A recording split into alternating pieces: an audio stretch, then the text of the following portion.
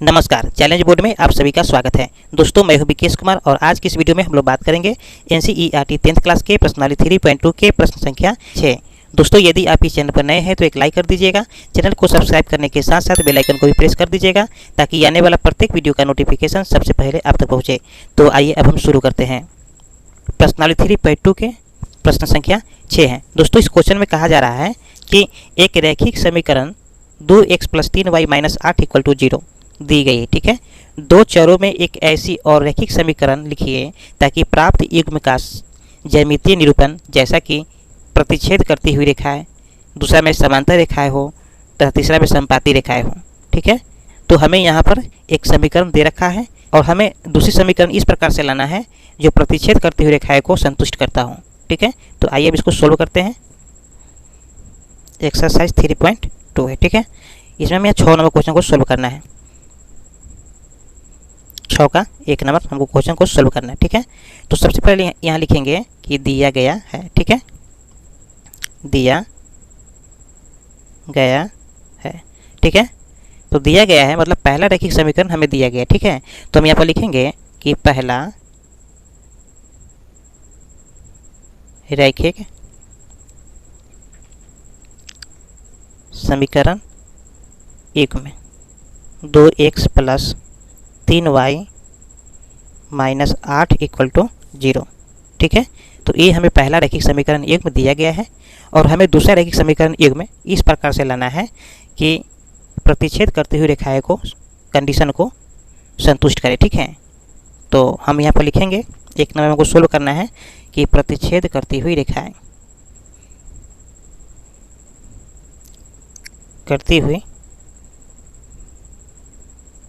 ठीक है, तो प्रतिच्छेद करती हुई रेखा का क्या कंडीशन है?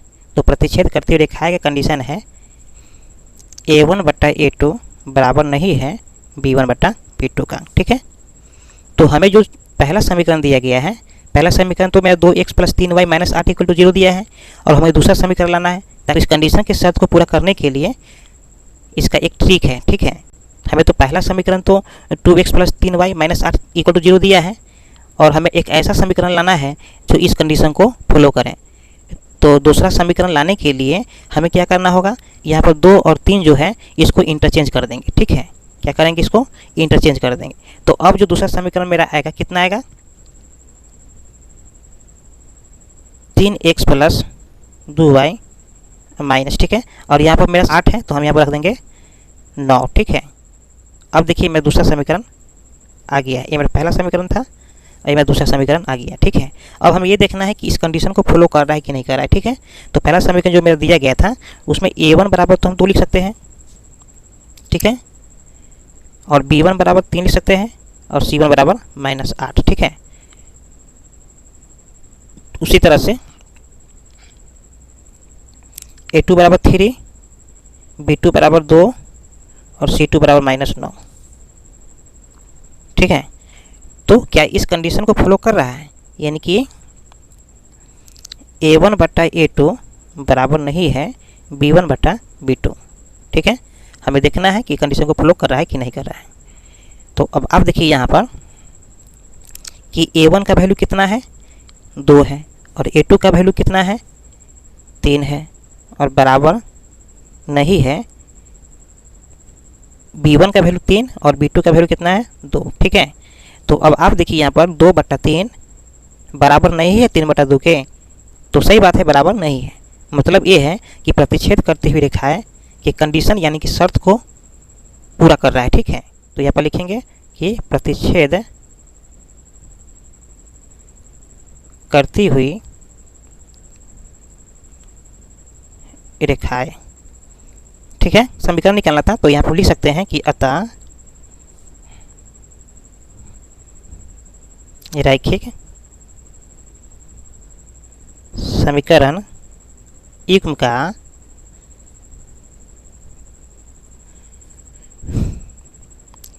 दूसरा समीकरण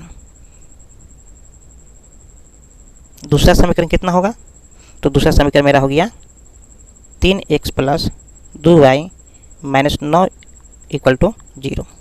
इस तरह से मेरा ये आंसर आ जाएगा। ठीक है, अब बात कर लेते हैं हम दूसरे नंबर क्वेश्चन की, ठीक है। तो दूसरा क्वेश्चन में क्या दिया गया है कि समांतर रेखाएं, ठीक है, समांतर रेखा है, ठीक है। तो मेरा पहला रेखीय समीकरण युग्म क्या है, तो यहाँ पर लिखेंगे कि पहला रैखिक समीकरण युग्म बराबर कितना दिया है, यानी कि 2x + 3y - 8 = 0, ठीक है। और हमें दूसरा समीकरण लाना है, ठीक है, यानी कि a1/a2 बराबर b1/b2 बराबर नहीं है c1/c2 के, ठीक है। तो ये मेरा समांतर रेखा क्या है, शर्त है, ठीक है, समांतर रेखा का शर्त है।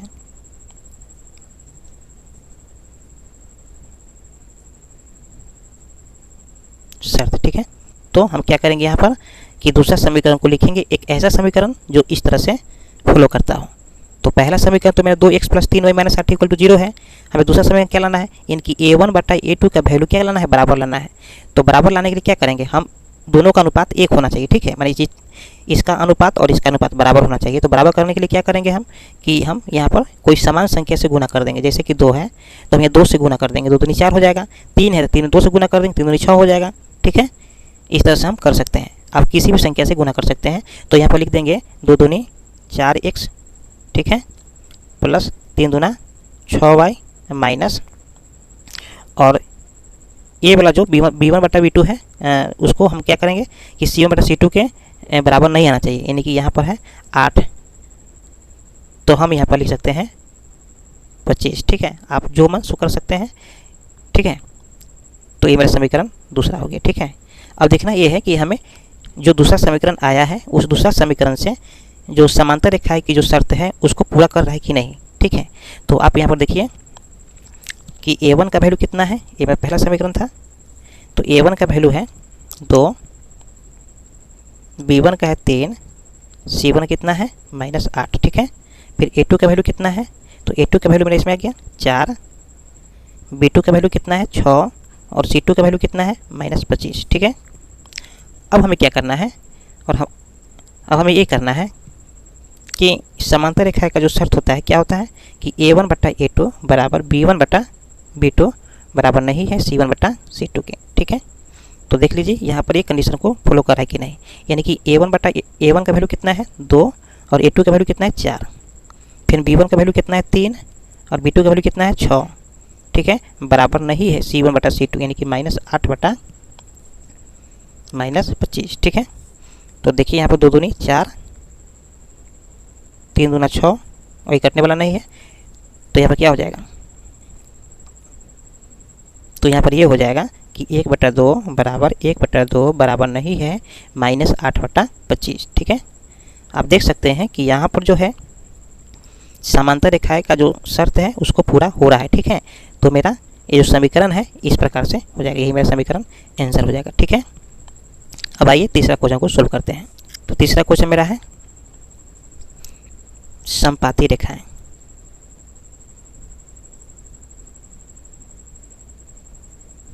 समपाती रेखाएं, ठीक है। तो समपाती रेखाएं के जो शर्त है उसको पहले हम लिख लेते हैं, उससे पहले हम समीकरण को लिख लेते हैं, ठीक है। दिया गया है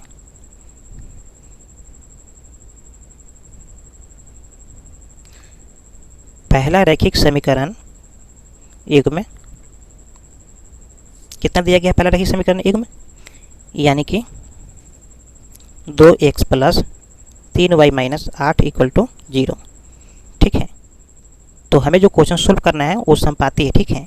तो समपाती होने की क्या कंडीशन है, तो समपाती होने का मेरा ये कंडीशन है कि a1/a2 बराबर b1/b2 बराबर c1/c2, ठीक है, यानी कि सब एक ही अनुपात में रहेगा, समान अनुपात में, ठीक है। तो पहला जो समीकरण मेरा दिया गया है कितना है।